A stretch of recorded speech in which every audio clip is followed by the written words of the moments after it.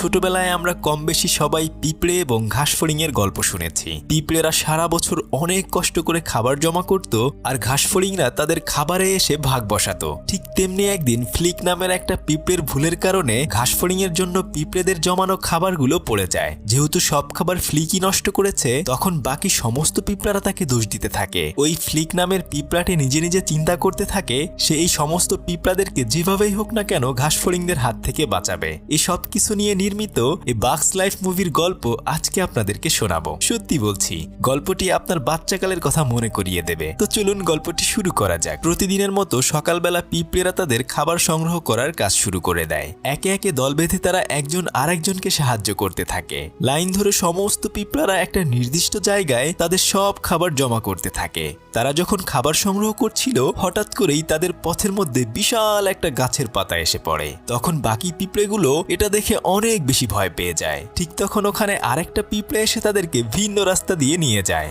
যাই হোক, তারা যেখানে কাজ করছিল তাদের পাশেই পিঁপড়েদের রানী এবং রাজকুমারী এটা ছিল।